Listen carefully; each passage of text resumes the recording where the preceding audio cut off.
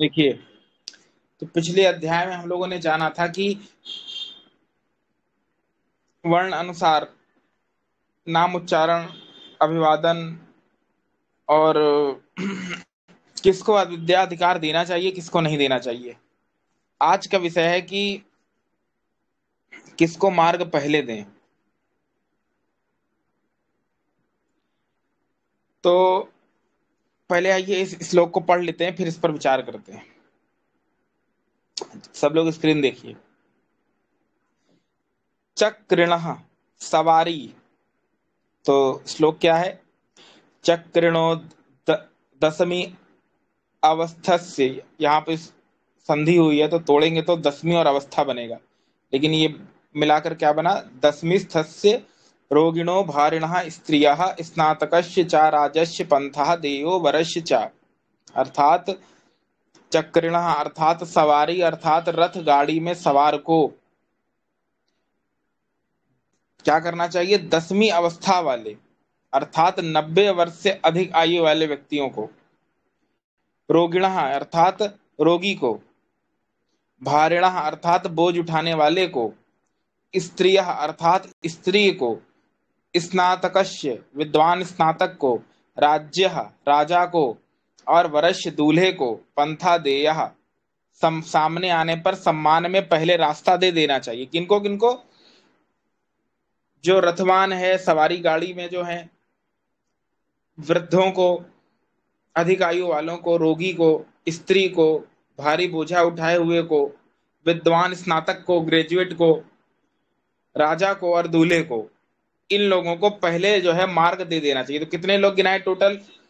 पहला बताया सवारी गाड़ी वाला 1, वृद्ध 2, रोगी 3, बोझ उठाने वाला 4, स्त्री 5, स्नातक 6, राजा 7 और दूल्हा 8। यानी इन 8 प्रकार के व्यक्तियों को पहले मार्ग दे देना चाहिए। पहले मार्ग देने का अर्थ क्या है? कि इनके लिए पहले रास्ता छोड़ देना चाहिए। यही चीज हमको पढ़ाया जाता है या समाज में प्रचारित किया जाता है, लेडीज फर्स्ट। हमें ये सिखाया जाता है कि ये जो लेडीज फर्स्ट है ये अंग्रेजों ने चलाया। ऐसा कुछ नहीं है। लेडीज फर्स्ट का अर्थ क्या होता है कि अगर कहीं आप रास्ता चल रहे हो या कोई स्थान विशेष पे हो, तो पहले स्त्री अगर हो तो स्त्री को पहले मार्ग दे दें कि आप पहले निकल जाइए, हम फिर आते हैं पीछे पीछे। तो ये जो वैदिक परंपरा में, इसी प्रकार से समाज में देखिए, एम्बुलेंस आती है तो एम्बुलेंस को लोग पहले रास्ता दे देते हैं। कोई रोगी है तो उसको पहले रास्ता देते हैं। दमकल गाड़ी है, जो फायर फायर ब्रिगेड की गाड़ी है, उसको पहले रास्ता देते हैं। कोई बड़ा अधिकारी आदि आता है तो उसको पहले रास्ता दिया जाता है। ये क्या है? ये वही परंपरा है जो आज भी फॉलो हो रही है। कोई माने चाहे ना माने इन शास्त्रों को, वही परंपरा आज भी चल रही है जो आदिकाल से लिखा आ रहा है। क्योंकि जो ऋषि होते हैं वो समाज की मूलभूत जरूरतों के आधार पर नियम बनाते हैं, और वो नियम सार्वभौमिक सार्वकालिक होते हैं, उस सब जगह घटते हैं। जब तक मानव समाज रहेगा, उसके आचार विचार रहेंगे, ये नियम कायदे कानून हमेशा रहेंगे।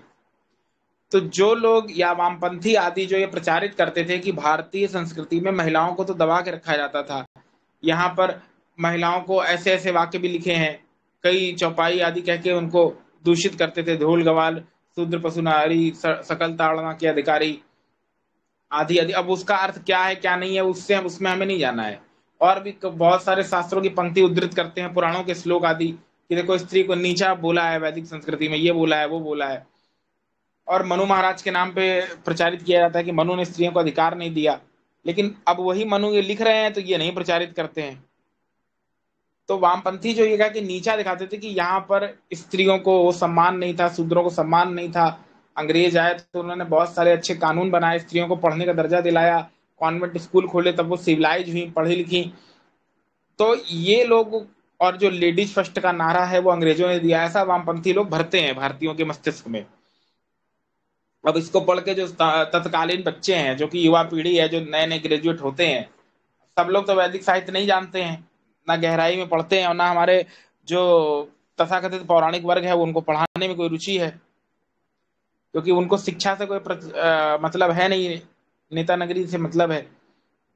तो फिर उन बच्चों की भी कोई गलती नहीं होती है, ना उनको कोई बताने वाला है। क्योंकि बच्चे देखिए शिक्षा तो कहीं ना कहीं से लेगा। इंसान का स्वभाव होता है कि वो कहीं ना कहीं से ज्ञान को प्राप्त करता है, चाहे वो कहीं से भी हो। अब वो ज्ञान चाहे यहां से ले चाहे कहीं और से ले, लेकिन ज्ञान तो लेगा, ये मनुष्य का स्वभाव है। अब यहां ज्ञान लेगा तो ये निर्भर करता है माता पिता पे कि वो बच्चे को ज्ञान दे दें। अब बचपन से माँ बाप ने क्या ज्ञान दिया अपने बच्चे को? ना माँ बाप शास्त्रों को जानते हैं, ना वो धर्म ग्रंथ के बारे में कुछ जानते हैं, नील बट्टे सन्नाटा है। अब वो बच्चों को क्या सीख देते हैं कि घर के बाहर एक मंदिर है, वहां जाओ हाथ जोड़ के चले आओ, या फलानी भागवत कथा है वहां चले जाओ चले आओ, रामायण बैठी है चले जाओ चले आओ। बात यह है कि रामायण बैठ के में बैठने से, भागवत में बैठने से हमें कौन सा ज्ञान मिला? पंडित जी अखंड रामायण करके चले गए, हमें क्या सीखने को मिला? क्या ज्ञान यही मात्र है कि उसको बस हम मंगलाचरण रूप तक सीमित कर दें, उसका महात्म तक सीमित कर दें? यदि किसी पुस्तक की बहुमूल्यता है, उसकी उपयोगिता है, तो उपयोगिता तभी है जब उसको पढ़कर ज्ञान लिया जाए, ना कि उसको लाल कपड़े में लपेट के रख दिया जाए और होली दिवाली मुंडन पर उसका अखंड पाठ करा दिया जाए। तो उससे कोई लाभ नहीं है। वो तो वैसे ही है कि जैसे खाना पूर्ति होती है कि आप एक चौपाई एक कांड पूरा पढ़ दिए रात भर बैठ के, हो गया, इससे परमात्मा खुश हो जाएगा, ऐसा नहीं होता है। वो पुस्तक में जो लिखा है उसकी चौपाई का अर्थ बताना पड़ेगा, उसको जीवन में आत्मसात करना पड़ेगा। तो इसीलिए हिंदू धर्म भ्रष्टता की ओर है। अब वो बच्चे को यही बताया गया कि आप कथा में बैठ जाइए चले आइए। अब कथा में कुछ पढ़ाया नहीं जा रहा, बेसिर पैर की बातें हो रही हैं। कृष्ण जी नाच रहे थे गोपियों के साथ, तो ये हो रहा है तो वो हो रहा है, तो बेसिर पैर की चमत्कारिक कथाएं हो रही हैं, अजीब अजीब बातें बताई जा रही हैं। अब इससे कोई ज्ञान की बात तो मिली नहीं। अब वही बच्चा जब उसके सामने धर्म का स्वरूप क्या है? मूक दर्शक का स्वरूप है। मूक दर्शक किसको कहते हैं? एक बधिर वाला, यानी वो कुछ जानता, बहरा गूंगा है। उसके लिए धर्म क्या है? कथा में बैठना, घर चले आना। अगर वो जिज्ञासावश कुछ पूछता भी है कि पंडित जी ऐसे कैसे हो गया, तो पंडित जी हंस के जवाब दे देते हैं, अरे वो तो प्रभु की लीला है।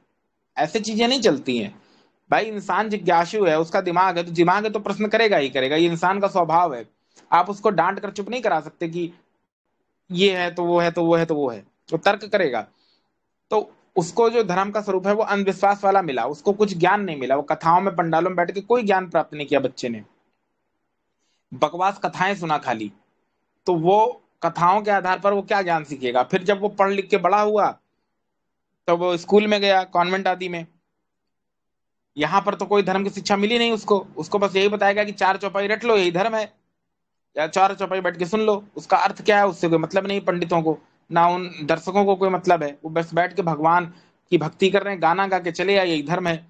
जब वो बड़ा गया तो बड़ा हुआ तो वो गया डीयू में गया, जेएनयू में गया। अब बड़े बड़े यूनिवर्सिटीज में ज्यादातर वामपंथ का कब्जा है भारत में। अब वो वहां गया तो वहां पर उसको क्या पढ़ने को मिला? ज्यादा अगर वो अपने तरफ आया तो पढ़ने को क्या मिलेगा उसको? अभिज्ञान शकुंतलम, ज्यादा भागवत, नाट्य साहित्य, उसमें श्रृंगार रस भरा पड़ा है, श्रृंगार रस के नाम पे अश्लीलता भरी पड़ी, आदमी क्या पढ़ेगा उसको? तो ये सब बातें वो पढ़ रहा है। उधर वो वामपंथ की कुछ किताबें पढ़ रहा है, उसमें कुछ तर्क वितर्क हैं, तो वहां उसने पढ़ा वैसा इतिहास भी पढ़ने को मिलता है उनको, मैनिपुलेट वाला। तो उससे वो समझ में आया कि ये जो लेडीज फर्स्ट का नारा है कि स्त्रियों को पहले मार्ग दे दीजिए, यानी जो पाश्चात्य सभ्यता है वो देखिए कितनी उन्नत थी, वहां नारियों को पहले अधिकार था छोड़ने का। और हमारे यहाँ ऐसा कोई वचन ही नहीं है, उल्टा मनुस्मृति में जहर भरा है और महिलाओं के लिए। हमारे शास्त्रों में ऐसी ऐसी बातें हैं। तो जब यही सब वो पढ़ा तो फिर उसका दिमाग हो गया ब्रेन वॉश। अब जेएनयू तो सबसे खतरनाक जगह है। आप चले जाइए, एक महीने 2 महीने आप तो चलिए पढ़ के जाएंगे वैदिक शास्त्र आदि। कोई सामान्य बच्चा चला जाए जिसको कुछ नहीं आता है, मतलब एक कोरा बच्चा है अभी सीख रहा है, उसको ऐसा ब्रेन वॉश करेंगे कि 2 महीने में वो अपने ही देवी संस्कृति को गाली देने लगेगा। ये वामपंथ का एक खाका है। इतना खतरनाक ब्रेन वॉश किया जाता है जेएनयू में बच्चों को कि उनके जाते ही वो सीधे बोलते हैं राम कौन था, कृष्ण कौन था, इसका सबूत क्या था, आर्य बाहर से आए। क्यों? क्यों होता है ऐसा? ऐसा इसलिए होता है कि जब शिक्षा देने का समय था तो हम अपने बच्चों को शिक्षा देते नहीं, उनको हम पूजा पाठ में बैठा के कथाओं तक बिजी रखते हैं। जो पंडित जी भी आते हैं वो बकवास की कथाएं सुना के चले जाते हैं, बच्चे को कोई शिक्षा नहीं मिली। अब जब वो बड़ा होके ना घर में कोई ग्रंथ है जो पढ़ेगा और ना शिक्षा है, तो जब वो बाहर जाएगा तो उसको वामपंथ का जहर मिलेगा जब यूनिवर्सिटी में जाएगा। और वो ऐसा ब्रेन वॉश करते हैं, और उन्होंने बड़ा सिस्टमेटिकली अपना पूरा करिकुलम फिट करके रखा है कि ये इतिहास को ऐसे पढ़ाएंगे, इनका इतिहास ऐसे हम करेंगे, मतलब हर चीज को उन्होंने लीपापोती करके रखा हुआ है। तो वो बच्चे पढ़ते हैं। अब हमारा जो ढांचा है वो बिल्कुल कमजोर है, क्योंकि हमारे जो सही ग्रंथ हैं, जो वैदिक ऋषियों के ग्रंथ है, वो पढ़ने को कहीं लगे नहीं है बड़ी बड़ी यूनिवर्सिटीज में, करिकुलम में। तो फिर धीरे धीरे उनका ब्रेन वॉश हो जाता है, तो बहुत दिक्कत हो जाती है। तो ये बात, अच्छा आप लोगों को पता थी, आप लोगों को नहीं पता होगी। अब देखिए आपके सामने हमने पढ़ के सुनाया कि 8 प्रकार के लोग, कौन कौन? रोगी, दूल्हा, गाड़ी वाले, स्त्री, रोगी, विद्वान, स्नातक, राजा। इनको मार्ग पहले देना चाहिए, यानी ये जो लेडीज फर्स्ट का नारा है कि स्त्रियों को पहले रास्ता देना चाहिए, ये हमारी संस्कृति का द्योतक था। अंग्रेज हमको क्या सिखाएंगे? जिन अंग्रेजों के यहाँ विच हंटिंग के नाम पे महिलाओं को जिंदा जला के मार देते थे, वो अंग्रेज हमें सिखाएंगे कि स्त्रियों की इज्जत कैसे करो। अब यूरोप में जाइए, यूरोप में एक प्रथा थी विच हंटिंग। विच हंटिंग के नाम पे स्त्रियों को जिंदा जला देते थे। कोई महिला अगर विधवा हो जाती थी तो उसको डायन की उससे देखते थे कि वो बच्चा खा गई। अच्छा यही परंपरा हमारे यहाँ भी आ गई कि विधवा औरतों को मांगलिक कार्यों से दूर रखो, विधवा है, विधवा का साया पड़ेगा तो सब नाश हो जाएगा। ये परंपरा यूरोप से चली है, ये हमारे यहाँ पता नहीं कैसे आ गई, भगवान जाने। वही है ना, खरबूजा खरबूजे को देख के रंग बदलता है। तो इतने साल गुलाम रहे तो कुछ तो सीखोगे ना उनसे, गलती सही सीखे तो अब वो अंग्रेजों के यहाँ बाइबिल में लिखा है कि महिलाओं में आत्मा नहीं होती। महिलाओं में जब आत्मा ही नहीं होती, उनको वोटिंग का राइट नहीं था, तो फिर स्त्री को तो निर्जीव मानते हैं वो लोग। तो जो स्त्री में जीवन ही नहीं है, वो स्त्री का क्या सम्मान करना सिखाएंगे? जब वो यहाँ आए, देखे यहाँ पर नारियां उपाध्याय हैं, आचार्य हैं, वीरांगनाएं हैं, तो उनको लगा कि यार ये तो बहुत सिविलाइज देश है। तो फिर यहाँ की चीजों को उन्होंने अपना लिया और फिर हमें खोखला करना चालू कर दिया। उसके लिए इन्होंने 2 लॉबी बनाई, एक वामपंथ और कम्युनिज्म, जो तो अलग से था। अंग्रेजों ने फूट फूट डालो राज की, राज करने वाली नीति तो अपनाई ही, साथ में एक ऐसा वर्ग तैयार किया मैकॉले का कि वो यहाँ के बच्चों को पढ़ाएगा। एक का काम था कि यहाँ के ग्रंथों को मैनिपुलेट करना, और एक का काम था कि यहाँ के कॉन्वेंट स्कूलों में वैसी शिक्षा देना कि यहाँ के जो नागरिक हैं उनको नफरत हो जाए। तो ये बात है। अच्छा इसमें किसी की हम जीवनी पढ़ रहे थे, शायद लाला लाजपत राय जी विदेश गए थे, तो वहां शायद उनकी मुलाकात सुभाष चंद्र बोस जी से हुई थी, ऐसा हमको कहीं पढ़ने में मिला था उनकी जीवनी में। तो वहां भी उस बात का जिक्र उन्होंने किया कि वहां पर क्या पढ़ाया जाता था कि भारत के लोग अशभ्य और जंगली होते हैं, जादू टूने वाले होते हैं, पाखंडी होते हैं, इनसे दूर रहना चाहिए। तो जब वहां की यूनिवर्सिटी में बच्चे ये पढ़ते थे जो विदेश जाते थे, तो जब वो भारत लौट के आते थे तो अपने देशवासियों के प्रति उनके मन में एक खिन्नता और मतलब एक बुरा भावना होता था कि यहाँ के लोग जंगली थे और ये थे। तो ये बहुत सिस्टमेटिकली प्लान किया। अब महर्षि जी ने इसी को तोड़ा था कि आप वेदों की ओर लौटो, क्योंकि आप ये जब जानेंगे कि हमारे जो प्राचीन ग्रंथों में इतनी अच्छी अच्छी बातें लिखी हैं, तो हर भारतवासी को अपने संस्कृति पे गर्व होगा। देखिए क्या लिखा है कि स्त्रियों को पहले मार्ग देना चाहिए। और ये चीज कब लिखी है? ये मनुस्मृति आज का ग्रंथ नहीं है, ये महाभारत रामायण काल से भी पहले का ग्रंथ है, यानी इतना प्राचीन ग्रंथ है। तो इतने प्राचीन ग्रंथों में ये बात लिखी है, तो अंग्रेज तो बहुत बाद में जान पाए इतना ही। वो तो भी छंटे के नाम पे जला देते थे महिलाओं को जिंदा। इसीलिए गर्व करिए अपनी वैदिक संस्कृति पे। अरे वो कुछ बोलना है तो बाद में बोल लेना, अभी थोड़ा रिकॉर्डिंग हो रही है, ठीक है? तो क्लास में बाद में बोल लेना, ठीक है?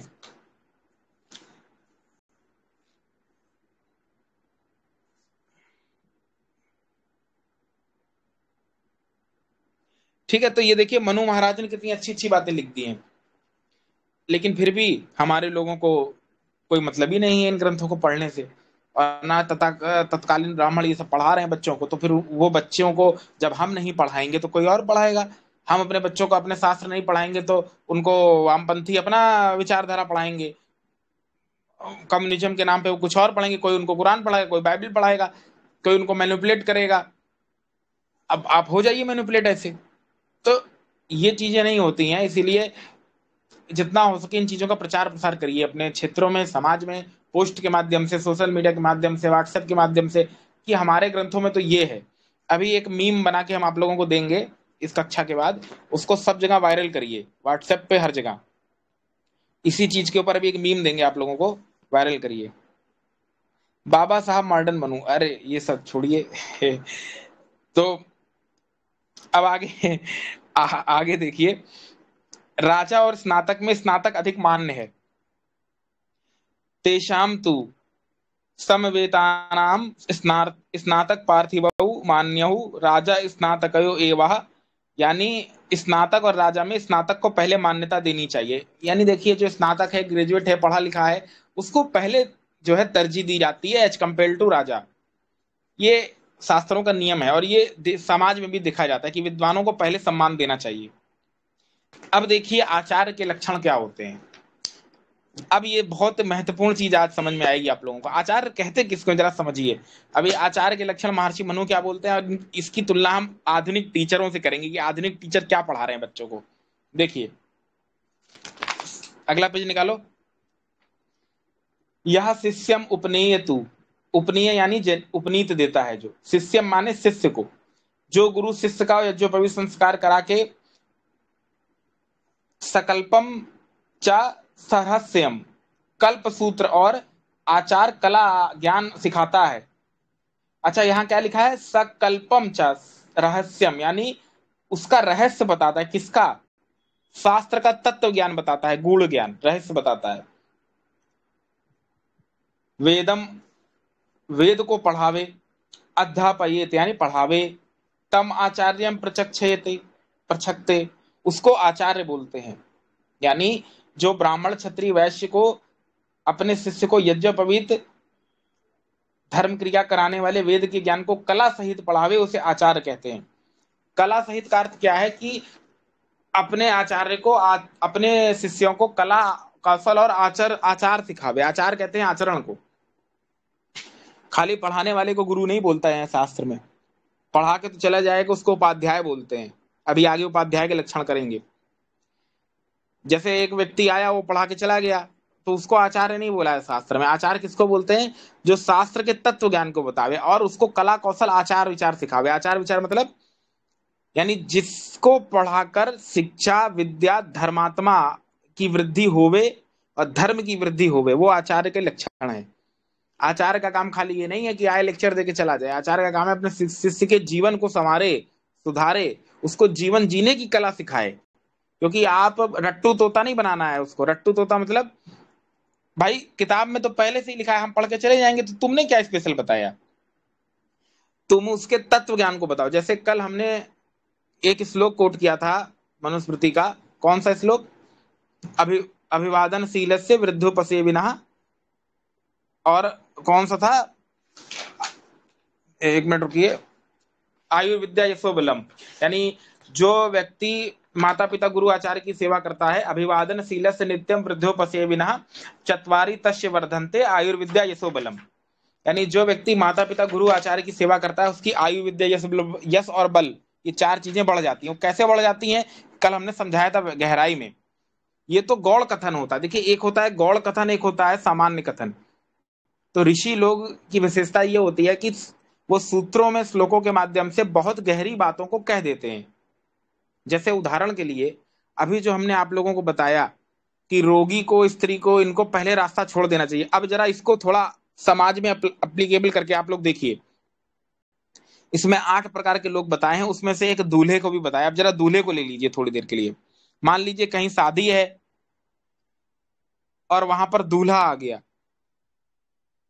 अच्छा क्या लिखा है कि दूल्हे को पहले मार्ग देना चाहिए। अब बारात आ रही है,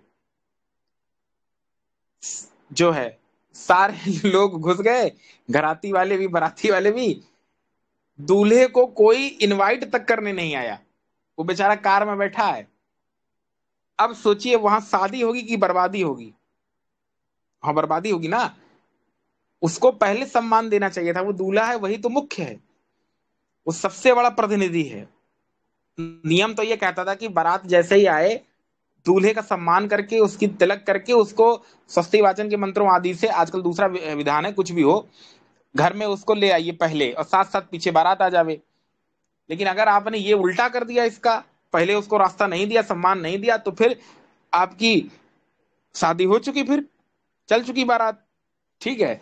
अब दूसरा नियम यही कर लीजिए, अब इसको घटा के देखते हैं रोगियों पे। अब मान लीजिए कोई रोगी है, अब वो रास्ते में जा रहा है, तो आपको पहले उसको रास्ता देना चाहिए, नहीं तो मान लीजिए समय रहते उसकी मृत्यु आदि ना हो जावे। तो ये विषय भी है। दूसरा, कोई पढ़ा लिखा विद्वान स्नातक नया बच्चा है, उसको सम्मान दीजिए कि वो तुम अभी भी नए नए लड़के हो, इतना सीख के आए हो, आपका सम्मान है। राजा को पहले सम्मान दीजिए। अब राजा यानी जो प्रतिनिधि लोग हैं, पता चला भारत सरकार का कोई आदमी आ रहा है और रास्ता छोड़ना है तो रास्ता छोड़ेंगे ना। खैर आजकल तो उसके साथ पुलिस लगी रहती है, नहीं छोड़ेंगे तो आपको मार मार के छुड़वा दिया जाएगा। लेकिन अगर शिष्टाचार देखें, जैसे पहले शिष्टाचार होता था, जबरदस्ती नहीं करनी पड़ती थी, तो वो लोग अपने आप छोड़ देते थे, क्योंकि वो नियम को जानते थे नागरिक लोग। जैसे राम जी जब जा रहे थे वनवास, तो आप लोगों ने देखा था कि प्रजा अपने आप मार्ग छोड़ती जा रही थी। तो ये क्या है? ये सब संस्कार है मनु महाराज के। स्त्रियों को पहले रास्ता देवें, इसका क्या अर्थ है? जो स्त्रियां होती हैं वो संवेदनशील होती हैं, उनको सुरक्षा की केयर की जरूरत ज्यादा होती है। और ये तो शास्त्र में का वचन भी है, और पुरुष की ये दायित्व है कि स्त्रियों की सदा रक्षा करे। पुरुष का पुरुषत्व भी इसी में है कि स्त्रियों की सदा रक्षा करे, चाहे वो माँ हो, बेटी हो, बहन हो, कोई भी हो। उसका रक्षक पुरुष ही होता है। विवाह के बाद रक्षक पति होता है, विवाह के पहले पिता होता है। ठीक है, तो स्त्री की सदा रक्षा करनी चाहिए। तो इसलिए स्त्रियों को, क्योंकि वो संवेदनशील ज्यादा होती हैं, ठीक है, तो इसलिए उनको पहले जो है रास्ता देना चाहिए, उनको सम्मान की दृष्टि से पहले रास्ता देना चाहिए। क्योंकि आप तो पीछे से आ जाएंगे तो कट नहीं जाएंगे, आप तो बलशाली हैं, इसीलिए सम्मान के नाते उनको पहले रास्ता देना चाहिए। तो ये देखिए कितनी अच्छी बात मनु महाराज ने लिख दी थी। अब इसको पढ़कर कोई मूर्ख व्यक्ति अगर होगा, आजकल के समाज में दो प्रकार के लोग प्रचलित हैं, एक है फेमिनिस्ट, एक है मिसोजिनिस्ट। ये दोनों ही कैंसर हैं, इनको मैं कैंसर मानता हूं, ऐसी मेरी पर्सनल विचारधारा है। ये जो शब्द है फेमिनिस्ट और मिसोजिनिस्ट, इसी से मुझको दिक्कत है। ये दोनों समाज के लिए कैंसर हैं। कारण कि ये लोग ना पुरुषवाद को जानते हैं ना स्त्रीवाद को जानते हैं। इसमें ये कोई गधा आके बोलेगा या कोई मूर्ख भी कह सकते हैं कि ये देखो, ये तो फेमिनिज्म पढ़ा रहे हैं मनु महाराज, स्त्रियों को पहले रास्ता दो। अरे पुरुष को रास्ता पहले क्यों ना दे? तो ये मूर्खतापूर्ण बात है। यहाँ पर बात है कि स्त्रियों के साथ रोगी को भी लगा दिया, वृद्ध को लगा दिया, बालक को लगा दिया। ये लोग समाज के प्रतिनिधि के रूप में आप हैं, आप समाज के सर्वे करता है, प्रतिनिधि हैं, पुरुष हैं। आपकी ज्यादा जिम्मेदारी होती है। तो ज्यादा जिम्मेदारी जो होती है, तो अपने से जो कम जिम्मेदार लोग हैं, या जिम्मेदार शब्द ठीक नहीं है, मतलब जो आपसे कम जो लोग हैं या आपसे जो श्रेष्ठ लोग हैं, उनको आप पहले जो है रास्ता देना चाहिए। जो स्त्री आदि होती हैं, बालक वृद्ध होते हैं, उनको सेवा की अधिक आवश्यकता होती है, वो लोग अधिक संवेदनशील होते हैं, तो उनको पहले रास्ता देना चाहिए। इस भाव में सम्मान की दृष्टि से बोला है। इससे कोई तुम्हारी पुरुषत्व कम नहीं हो जाएगा किसी को रास्ता देने से, क्योंकि आप उनसे तेज चल सकते हैं, वो तेज नहीं चल सकती हैं। तो अगर उनको आप पहले रास्ता दे देंगे तो कट नहीं जाएंगे। उनके शरीर की दृष्टि से भी ये बात सिद्ध होती है, लेकिन नहीं, वो समझना नहीं है लोगों को। तो मनु महाराज कोई ना स्त्रीवाद करते हैं ना पुरुषवाद करते हैं, वो यथार्थवाद करते हैं। देखिए ये नया शब्द अभी हमने इन्वेंट किया है। मनु महाराज ना स्त्रीवाद करते हैं ना पुरुषवाद करते हैं, वो यथार्थवाद करते हैं। यथार्थ यानी जो चीज जैसी है उसको वैसे बताना यथार्थ है। पुरुष और स्त्री ना एक दूसरे से उनकी तुलना है और ना कभी तुलना हो सकती है। देखिए तुलना होती है समान चीजों में, जो असमान चीजों में तुलना नहीं होती। लोहे धातु की तुलना धातु से होगी, धातु की तुलना कपड़े या मिट्टी से नहीं होगी। उसी प्रकार से स्त्री पुरुष की कोई तुलना ही नहीं है। दोनों का शरीर की बनावट अलग है, दोनों का कार्य क्षेत्र अलग है। यदि स्त्री पुरुष के कार्य करने लगेगी सारे, और ना वो कर सकती है, संभव नहीं है। और पुरुष सोचे कि हम सारे कार्य स्त्री के कर लें, वो भी संभव नहीं है। तो दोनों के अपने अपने क्षेत्र हैं, डिपार्टमेंट हैं। वो दोनों जब तक अपने अपने क्षेत्र को संभालेंगे तब तक तो दुनिया चलेगी, और जब अपने अपने क्षेत्र को छोड़ देंगे तो दुनिया नहीं चलेगी। जैसे आज हो रहा है कि हम पुरुषों की बराबरी करेंगे, तो ठीक है करो, लेकिन किस चीज में बराबरी करेंगे? शिक्षा में बराबरी करना नहीं करेंगी। पुरुष अगर जो है बनियाइन आदि पहन के घूम रहे हैं, तो इनको भी बनियाइन पहनना है, ये बराबरी नहीं है। ये बेवकूफी है। नग्नता जो है बराबरी का प्रतीक नहीं है। क्योंकि परमात्मा ने पुरुषों को वो अंग नहीं दिए हैं जो आपको दिए हैं, तो आपको ढकना ज्यादा जरूरी है। और वेद का तो आदेश भी है कि यदि स्त्री पतित हो गई तो पूरा समाज पतित हो जाता है, क्योंकि आपकी जिम्मेदारी है समाज के ऊपर। आपको ब्रह्मा की उपाधि शास्त्र ने दी है। ब्रह्मा उसी को कहते हैं जो ब्रह्मोक्त आचरण करेगा। जो ब्रह्मोक्त आचरण नहीं करेगा उसको उसको कोई क्यों ही सम्मान देगा। सम्मान तभी तक तो है जब सम्मान लायक हो। सम्मान लायक नहीं तो सम्मान नहीं देगा। ये जितने भी कंटेंट क्रिएटर हैं सोशल मीडिया पे, नाचने वाले नचनिया, ये कभी नहीं कहते कि पढ़िए लिखिए या कुछ बड़े पोस्ट पे जाइए। ये स्त्रियों को नाचने की शिक्षा देते हैं, इसी को फेमिनिज्म कहते हैं। ऐसा नहीं है। नारी सशक्तिकरण वो है कि अपने तन को ढकते हुए कुछ समाज में कोई योग्यता को हासिल करना। क्योंकि पहली बात तो वस्त्र पहनना तो सभी को चाहिए, नहीं तो हमें और पशुओं में क्या अंतर है? तो फिर आप भी पशुओं की तरह निर्वस्त्र घूमिए, समझ रहे हैं? फिर खुले में वो सब भी करिए जो पशु करते हैं। तो जब अपने आप से आपको पशु से अलग माना है तो पशुवत आचरण क्यों करना? तो इसीलिए सबको, ये कोई नारी सशक्तिकरण नहीं है। नारी सशक्तिकरण वही है जो मनु महाराज ने बताया है। हाँ, ये आर्य बोस ने अच्छा बोला है। आजकल जो नारी सशक्तिकरण है, दरअसल वो नारी सशक्तिकरण ना होकर नारी पशुकरण है। हाँ, ठीक बोला है। क्योंकि नारी को सशक्त करने का अर्थ है कि उसको हर तरीके से सशक्त करना, विद्या से, बल से, हर तरीके से। ना कि उसको जो है, अब शब्द अच्छे नहीं आ रहे हैं, कोई संस्कृत का अच्छा शब्द ढूंढ रहे हैं इसके लिए। ना कि उसको स्वच्छंदता के नाम पर खुला छोड़ देना कि वो पतित हो जाए, आचरण से भी, आचार विचार से भी, व्यवहार से भी। हम तुमको होम मिनिस्टर बना रहे हैं घर का, घर के सारे कायदे कानून आपको चलाने हैं, आपका सारा घर की मिनिस्ट्री आपके अधिकार में होगी, आपको वो नहीं करना है। आपको इधर उधर घूमना है, वो भी अपने वस्त्रों का कुछ संयम नहीं रखना है। या पुरुष को भी यही सब लागू होता है, खाली स्त्री को नहीं। तो वो सामाजिक मर्यादा नहीं होगी। जब तक दोनों एक दूसरे के दायित्व नहीं निभाएंगे तब तक जो है कार्य नहीं होगा। इस पर देखिए, एक कहानी याद आती है। हम एक आर्य समाज के कार्यक्रम में गए थे, तो वहां एक आचार्य जी आए थे। उन्होंने बहुत अच्छी एक कथा सुनाई थी यही नारीवाद पे। तो इस पर आप लोगों को ध्यान दीजिएगा थोड़ा, ठीक है? बहुत सुंदर कहानी है। एक बार की बात है, एक स्त्री को नारी फेमिनिज्म का पूरा भूत चढ़ गया। फेमिनिज्म यानी उसको सब ऊपर ही रहना है, सब अपने पति को गुलाम बना के रखना है, काम कराना है। तो उसने किटी पार्टी ज्वाइन कर ली। अब किटी पार्टी में उसको ये सिखाया गया कि जो चीज वो करे थे वो नकल करनी है उसको। अब किटी पार्टी में जो महिला एक आती थी वो पूरी फेमिनिस्ट महिला थी।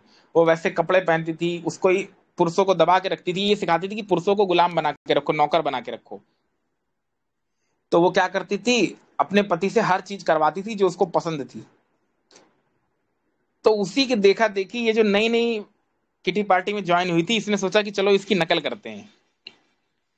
इसने अपने पति से बोला कि देखो, अभी देखो, अभी देखो गर्मी बहुत आ गई है, अब ये फ्रिज हम कब तक इस्तेमाल करेंगे, ये फ्रिज हटा दो, बदल दो। उसने बोला अरे अभी तो क्या दिक्कत है, अच्छी खासी तो चल रही है, अभी 2 ही साल तो हुआ है।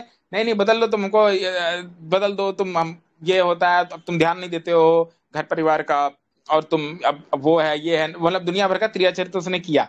क्योंकि जो किटी पार्टी की महिला थी, जिसका किटी पार्टी उसने ज्वाइन की थी, वो फेमिनिस्ट महिला तुरंत 1 महीने में एक फ्रिज बदल चुकी थी। तो अब चूंकि वो उसको अपना रोल मॉडल बना रही थी, तो इसलिए उसकी नकल कर रही थी। तो इसने भी सोचा कि अपने पति से कह दूं कि वो भी फ्रिज बदल दे। तो उसने कहा चलो ठीक है, अब इतना कौन परेशान करेगा, घर की गृहिणी है, चलो ठीक है, इसकी बात मान लेते हैं। उसने अगले महीने फ्रिज लाके धर दी। अच्छा, अभी 1 महीना बीता भी नहीं था, उसने कहा कि एक काम करो, ये जो टीवी है ये टीवी बदल दो, नई टीवी ले आओ। उसने बोला अरे अभी तो ये टीवी चल रही है, अब तुमको फिर नई टीवी चाहिए? उसने बोला अरे चाहिए चाहिए। उसने कहा अरे क्या दिक्कत है? कहती देखो, ये जो टीवी है ये जो मेहमान लोग आते हैं घर में, मैं उनके कमरे में रख दूंगी, ठीक है, मेहमानों के कमरे में। और जो अपना कमरा है उसमें मैं नया नया टीवी रखूंगी। तो बोला ठीक है ठीक है, अच्छी बात है। उसने कहा अरे कहाँ से आएगी वो बहुत उसने जो है मन बनाया, लेकिन अब जिद कर रही थी, पूरा घर सर पे उठा ली, खाना वाना भी नहीं बना रही थी। उसने कहा चलो जो है दिमाग खाएगी, चलो लाके धर देता हूँ। अगले महीने उसने नई टीवी लाके धर दी। अब अभी जो है फिर कुछ समय बीता ही नहीं था, अभी 2 महीना बीता भी नहीं था, अब इसकी डिमांड फिर आ गई। अच्छा ये सुनो, ये जो कार है ये पुरानी हो गई है, तो एक काम करो कार लाके धर दो। अब उसने कहा ठीक है। अब 2 महीना बीता नहीं था, बहुत जिद किया, चलो कार लाके धर दी। तो अभी 4 महीना बीता है, इसने नया पति से कह के नया टीवी मंगवा लिया, नया फ्रिज मंगा लिया, अब नया कार भी मंगवा लिया। अब जो है अभी 2 महीना बीता ही नहीं था, फिर पति से कहती है एक काम करो, अभी देखो ये घर बहुत पुराना हो चुका है, इस घर में रह के अब परेशान हो चुके हैं, काम करो जो है नया घर भी ले आओ। बगल वाले बगल वाले गली में प्लॉट खाली पड़े हैं, उसकी रजिस्ट्री हो रही है, एक काम करो नया प्लॉट खरीद लो, रजिस्ट्री करा लो। अब वो आदमी कहा कि देख एक काम कर, अब मेरे पास एक ढेला नहीं बचा है, जितना पैसा था वो मेरा तू बर्बाद कर चुकी है, 6 महीने में जो सैलरी आती थी सब खत्म है। अब मेरे पास एक फूटी कौड़ी नहीं है कि मैं नया प्लॉट की रजिस्ट्री कराऊं। तो बोली ऐसा थोड़ी है, ही तुम्हारी ही बराबर सैलरी पे जो पड़ोस के पड़ोस के भाई हैं वो काम करते हैं उसी ऑफिस में, तुम्हारे ही फ्लोर की दूसरी बिल्डिंग में वो काम करते हैं, उनकी सैलरी भी इतनी ही है, वो तो नया प्लॉट रजिस्ट्री करा दिए, तुम क्यों नहीं करा रहे, तुम्हारी सैलरी भी तो उतनी है। उसने कहा अच्छा अच्छा तो ये बात है। अच्छा मुझे अब समझ में आया, वो जो पड़ोस में जो जो महिला आई है, जो फेमिनिस्ट औरत है या फेमिनिस्ट महिला है जो भी है, वो जो कर रही है उसी की तुम नकल कर रही थी अब तक, अब मुझको समझ में आ गया। उसने कहा तो एक बात बताऊं तुमको। उसने बोला हाँ। उसने बोला जो पड़ोसी हैं वो अब उस फेमिनिस्ट महिला को तलाक देकर दूसरी पत्नी ला रहे हैं, तो कहो तो मैं भी तुमको छोड़ दूं दूसरी ले आऊं, क्योंकि तुम्हें तो भाई उसकी नकल करनी है, तो अगर उसकी नकल करनी है तो पूरी चीज की नकल करो। वो जो है उसको दूसरी पत्नी ला रहे हैं छोड़ के, तो आज मैं भी एक काम करता हूँ कि तुमको छोड़कर दूसरी पत्नी ले आता हूँ। तो अब वो परेशान हो गई कि अरे ये तो हमारी बाजी उल्टी पड़ गई, अभी तो हमको छोड़ देगा। तो उसने क्षमा मांगी, हाथ पैर जोड़ा, उसने कहा ठीक है गलती हो गई, अब से मैं किसी की नकल नहीं करूंगी। तो उसको समझाया कि देखो किसी की नकल नहीं करनी चाहिए, तुमको जो है जो तुम्हारी क्षमता हो, जितनी चादर हो उतनी ही पैर फैलानी चाहिए। तो इस कहानी से क्या शिक्षा मिलती है? इस कहानी से शिक्षा मिलती है कि यदि आप पाश्चात्य सभ्यता की नकल करेंगे, जैसा कि ये जो हमने कहानी सुनाई ये पाश्चात्य सभ्यता पर ही आधारित है, संतोष नहीं करेंगे तो कभी भी समाज नहीं चल सकता। यहाँ पर जिस प्रकार से उसके पति की तनख्वाह थी उसी हिसाब से पत्नी को चीजों को मैनेज करके घर चलाना था, तो वहां पर वो जो घर का डिपार्टमेंट है वो पत्नी का है। अब वो बेचारा हर चीज में आके पुरुष नहीं कर सकता हस्तक्षेप, वो बेचारा काम करेगा कि घर का भी देखेगा, और जो बाहर का डिपार्टमेंट है पुरुष का है, हर जगह जाके वो नहीं हस्तक्षेप कर सकती। तो इससे क्या शिक्षा मिलती है कि बैलगाड़ी में 2 पहिए होते हैं, जब दोनों साथ साथ चलते हैं तभी बैलगाड़ी चलती है।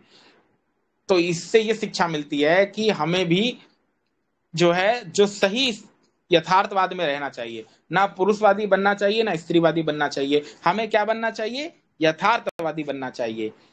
स्त्री पुरुष की कोई तुलना नहीं है, दोनों का शरीर का क्षेत्र अलग अलग है, दोनों का बॉडी स्ट्रक्चर अलग है, दोनों के अपने डिपार्टमेंट है, उनका अपना अपना योग्यता है।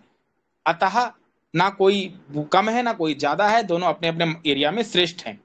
तो ये चीज क्या सिखाती है हमको, मनुस्मृति सिखाती है।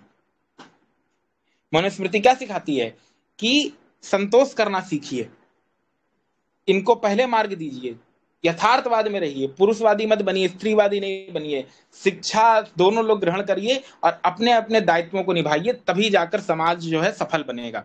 इस कहानी से ये शिक्षा मिलती है। नहीं तो फिर वही होगा कि दूसरी पत्नी ले आएगा छोड़ देगा, जब नकली करनी है तो यही करो, हम भी दूसरी, वो भी कहेगा हम भी दूसरी ले आएंगे। अब आगे देखिए अगला श्लोक।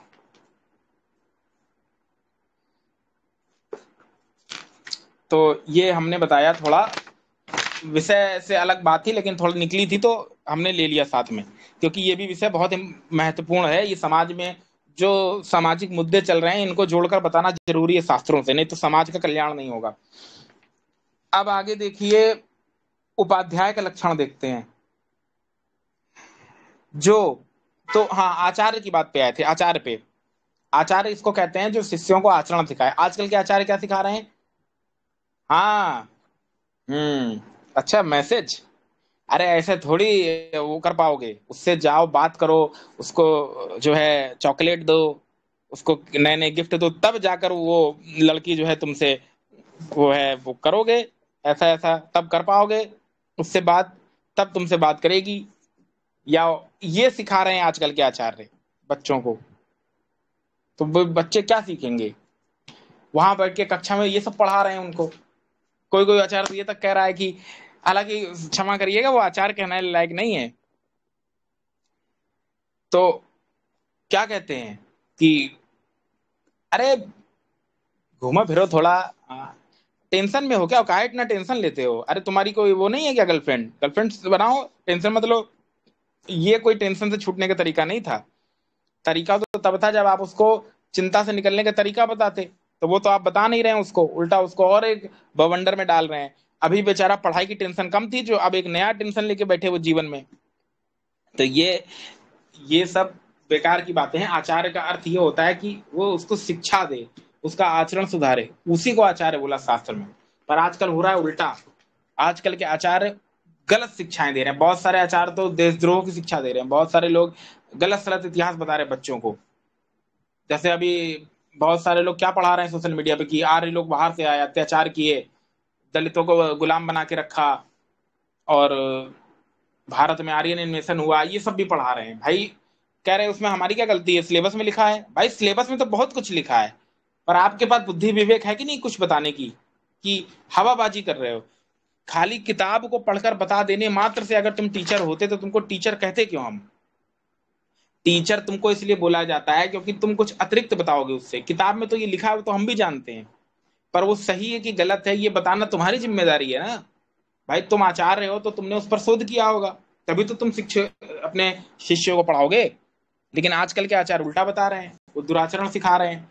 तो इस बात को ध्यान दीजिएगा कि सनातन वैदिक धर्म में ये जो शिक्षा शब्द है इसका बहुत महत्वपूर्ण स्थान है, और जो आचार्य शब्द है इसका भी बहुत महत्वपूर्ण स्थान है। आचार्य खाली उसको नहीं कहते जो पढ़ा के चला जाता है। आचार्य उसको कहते हैं जो तत्व ज्ञान सिखाता है, साथ में आचरण सिखाता है, अपने शिष्य को जीवन जीना सिखाता है। ये बताता है कि ये जो तुम पढ़ रहे हो इसका तुम्हारे दैनिक जीवन में क्या इस्तेमाल करोगे। नहीं तो ये तो बस लिखी लिखाई बातें हैं। ये जितनी चीजें आप पढ़ रहे हैं इसका दैनिक जीवन में क्या इस्तेमाल है? जैसे अभी हमने आप लोगों को स्त्रियों को रास्ता दें, सब 8 चीजें बताई, तो इनका दैनिक जीवन में क्या इस्तेमाल है ये भी बताया। कल बताया था कि बड़े बुजुर्गों की सेवा करने से आपकी 4 चीजें कैसे बढ़ती हैं, इसका ये भी हमने बताया था कि दैनिक जीवन में क्या उदाहरण है। तो ये चीजें भी बताना आचार्य का दायित्व है। दूसरा दूसरा क्या यहाँ एक शब्द आया है, ध्यान दीजिए, संकल्पम, क्षमा करिएगा, सकल्पम चा सर रहस्यम, अर्थात उसका रहस्य भी बतावे। किसका रहस्य बतावे? आचार और कला का रहस्य बतावे, यानी उसको जीवन जीने की कला सिखावे। अगर उसके जीवन में कोई चिंता आ जाए, समस्या आ जाए, परेशानी आ जाए, तो आचार्य की जिम्मेदारी है कि उसको सही मार्गदर्शन करे, बच्चे को उसका जीवन सुधारे। इसीलिए हमारे वैदिक संस्कृति में आचार्य और गुरु को भगवान का दर्जा दिया जाता था। हमारे पौराणिक भाइयों ने एक श्लोक भी बना दिया था साहब, वो क्या है, बहुत प्रसिद्ध श्लोक है, गुरु ब्रह्मा गुरु विष्णु गुरु देवो महेश्वरा, है ना। गुरु को ब्रह्मा विष्णु महेश की उपाधि दे दी, क्योंकि वो जो गुरु है वो विद्या, ऐसा विद्या दान देता था कि भगवान की संज्ञा दे दी थी। हालांकि भगवान नहीं हो सकता गुरु, लेकिन हाँ कार्य वो जो है भगवान का ही कर रहा है एक तरीके से। तो इसीलिए आचार्य को श्रेष्ठ की संज्ञा दी है। अब देखिए आगे उपाध्याय किसको कहते हैं, इसको समझते हैं।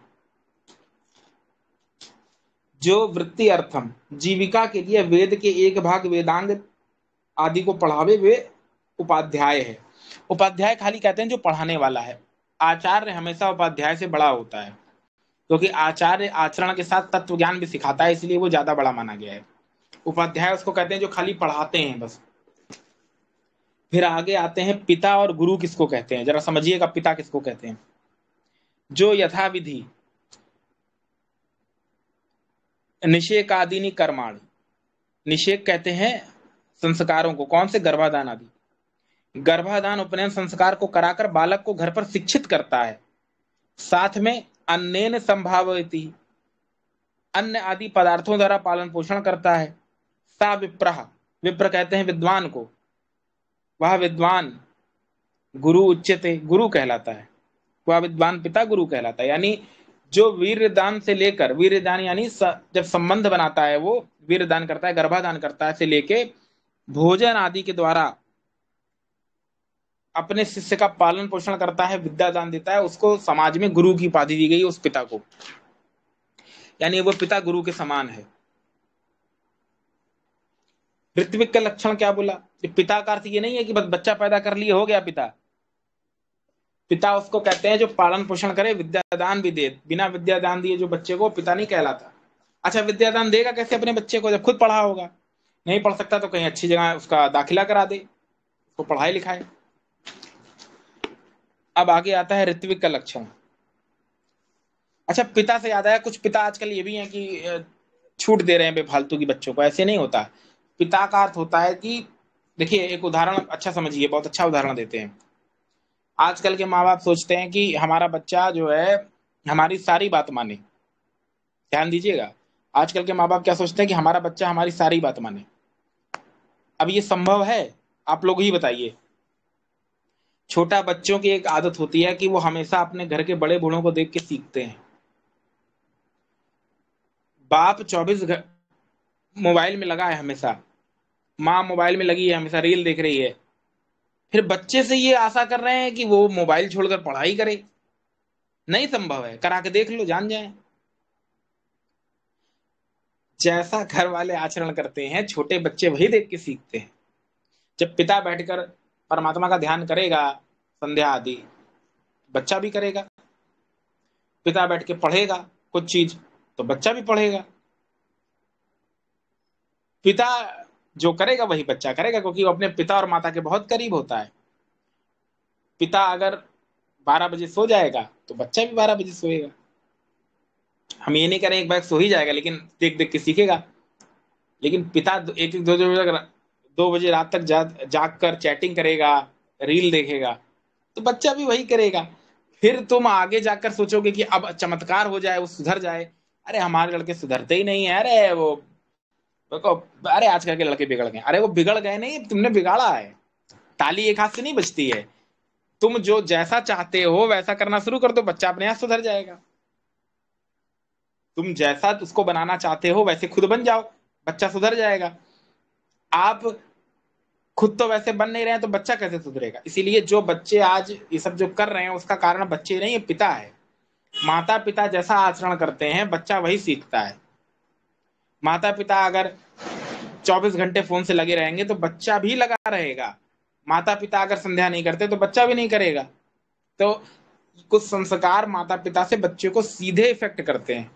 इसीलिए पहले माता पिता को सुधारने की जरूरत है। इसीलिए शास्त्र में गर्भाधान को संस्कार को बोला है। गर्भाधान संस्कार होता है ये गर्भ का आधान करना, और उसमें गर्भ का खाली वीर्यदान ही नहीं है, जितनी भी तैयारी होती है। जैसे आप मकान बनाते हैं तो भवन की नींव रखते हैं तो पूरी तैयारी करते हैं ना, उसी प्रकार से जब ये भवन बना रहे हैं, गृहस्थी रूपी भवन चलेगा, इस गृहस्थी रूपी भवन में आगे जाके आपका जो संतान है उसका लालन पोषण होगा, तो उसकी भी एक तैयारी करनी पड़ती है।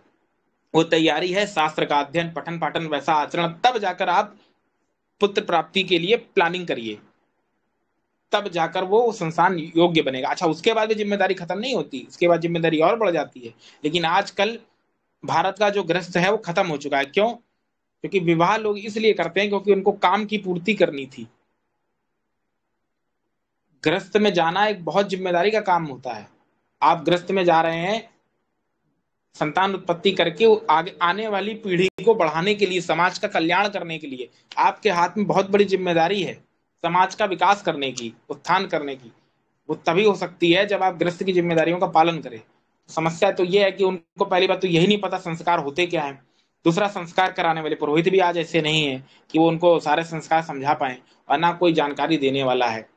तो ऐसी दशा में जिसका जो मना रहा है वो उसी डंडे से हिंदू धर्म को हाँक रहा है।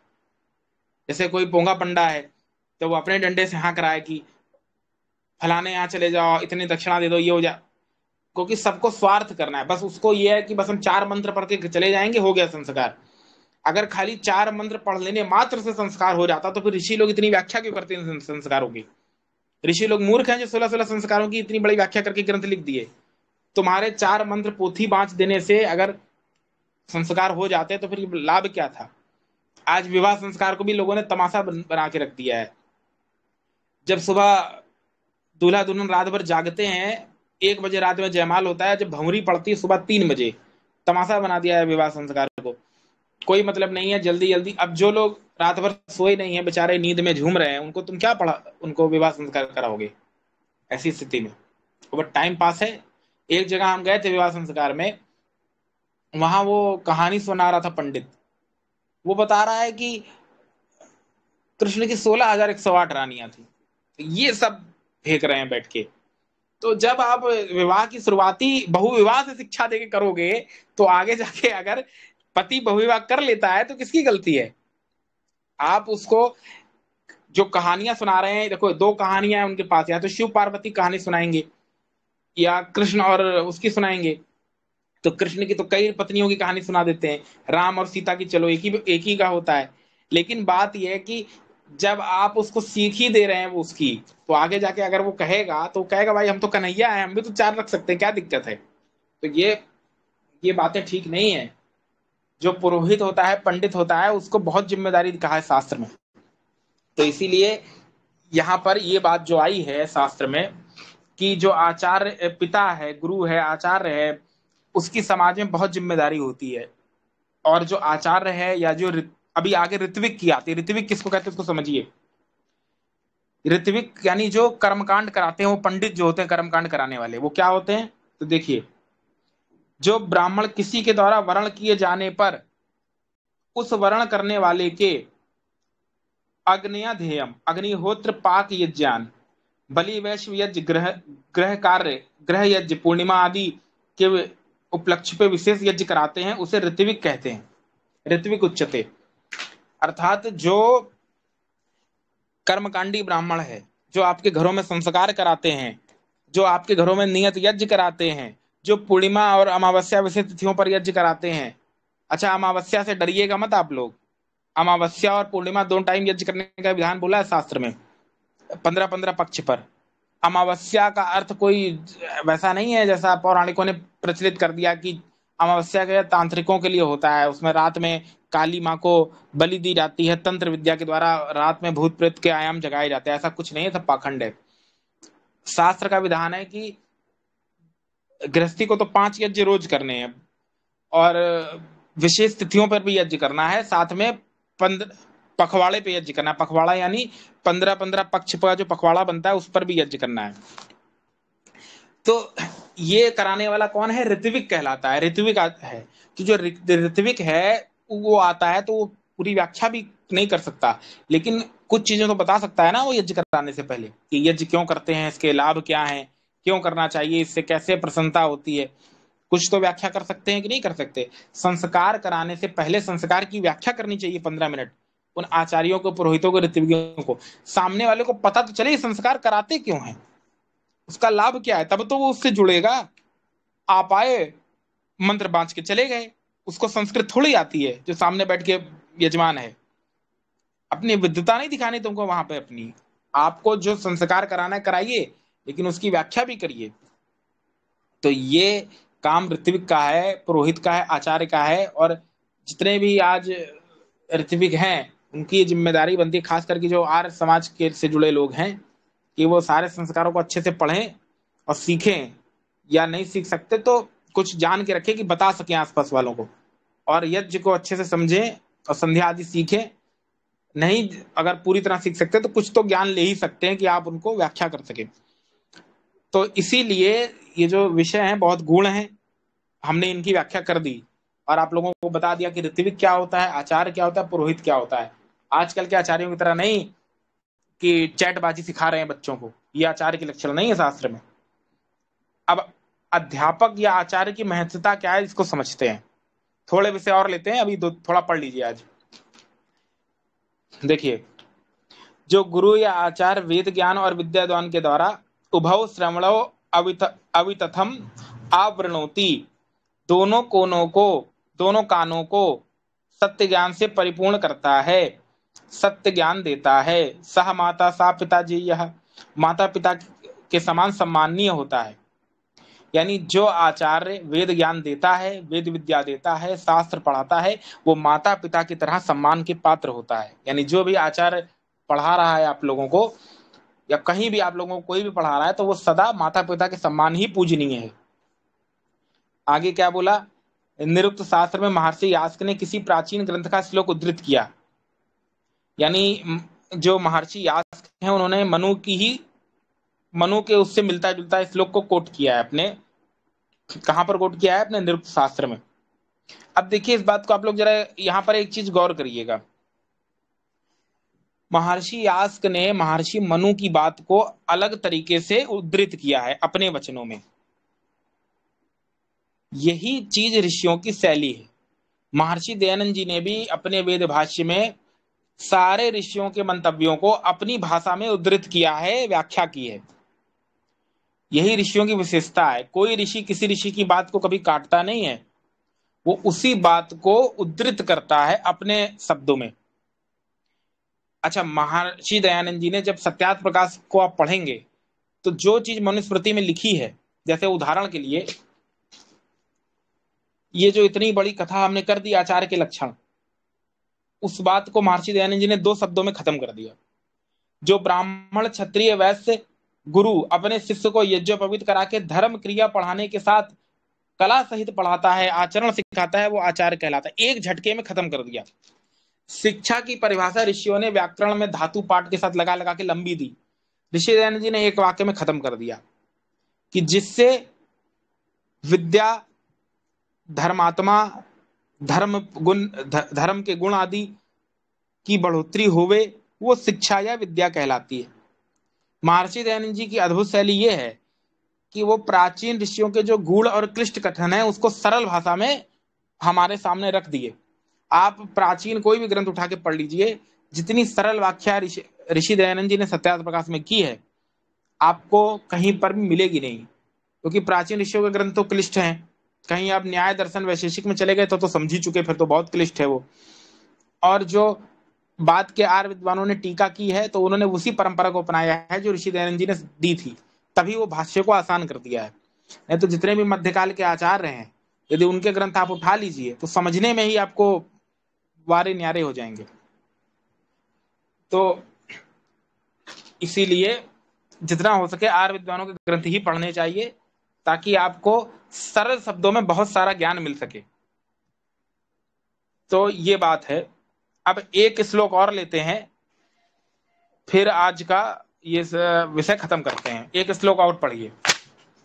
देखिए, पिता से वेद ज्ञान देने वाला आचार्य सदा बड़ा होता है। कितनी बड़ी बात बोल दी, आचार्य को पिता से भी बड़ा बता दिया। उत्पादक ब्रह्मदात्रो, उत्पन्न करने वाले पिता और विद्या दान देने वाला आचार्य ब्रह्मदा पिता गरीयान, विद्या और वेद ज्ञान देने वाला आचार्य पिता ही अधिक बड़ा और माननीय है। ठीक है, क्योंकि द्विज का जन्म उपनयन में दीक्षित करके वेदाध्ययन एवं विद्या प्राप्ति कराना ही इस जन्म और पर जन्म में साथ रहने वाला है। आचार्य उपनयन संस्कार, वेद अध्ययन और शास्त्र ज्ञान करा के नया जन्म देता है। इसीलिए इस श्लोक में उसको ब्रह्म जन्म की संज्ञा दी है।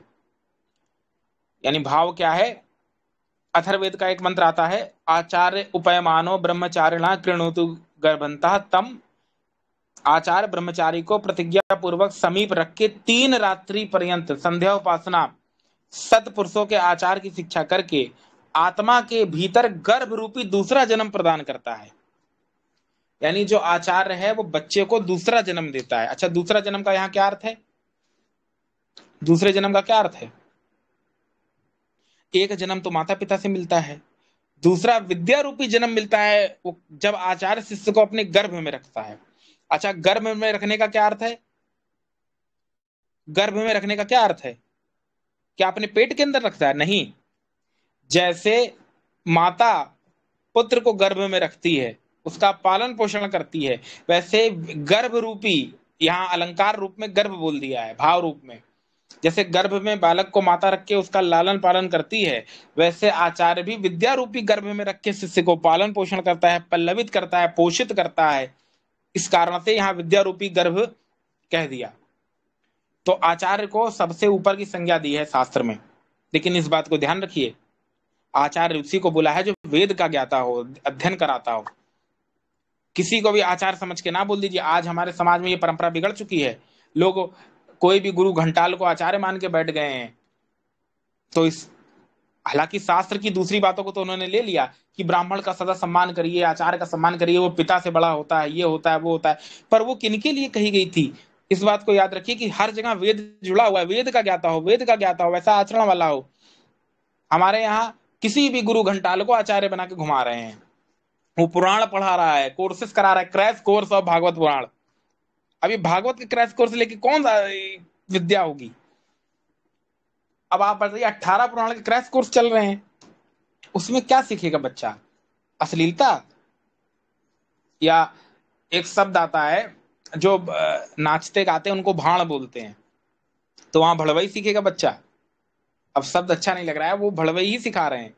वो कोई आचार्य राधा राधा नचा रहा है बच्चों को। वो आजकल ऐसे ऐसे भी वीडियोस आप लोगों को दिख जाएंगे जिसमें जो छोटे छोटे बच्चे हैं 12वीं के और मतलब ग्रेजुएट किए हुए, वो चुनरी लेके ओढ़ रहे हैं और वो ठुमका लगा रहे हैं, राधे राधे राधे भज मन राधे, और उसमें वो चुनरी ओढ़ के ठुमका लगा रहे हैं। भाई ये कौन सा आचार्य है?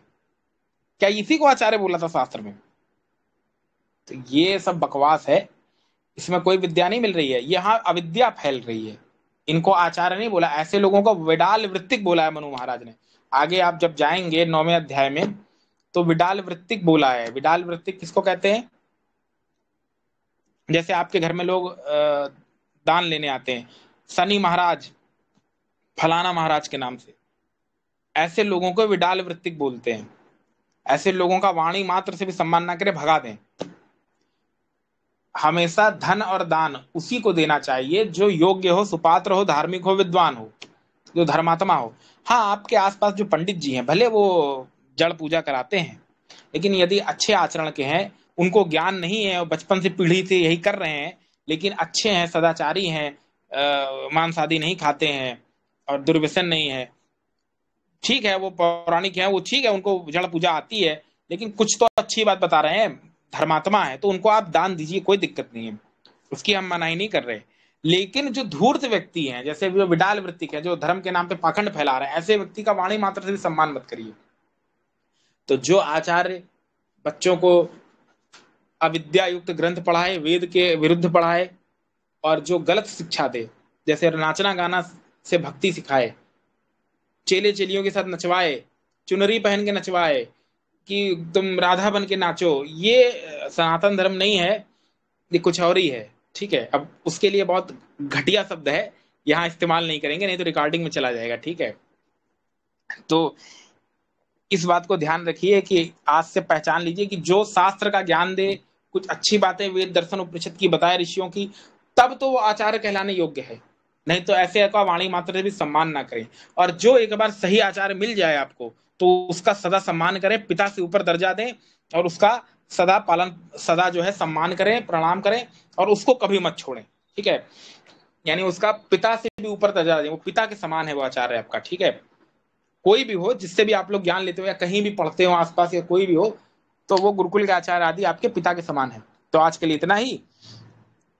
कल पढ़ेंगे, कल नहीं, कल तो शनिवार है, कल रिवीजन कराएंगे, जितना अब तक पढ़ाया है दूसरे अध्याय में उसका रिवीजन कराएंगे। कल सब लोग जरूर जुड़िए, जो नहीं आए हैं कल उनका सब कवर हो जाएगा।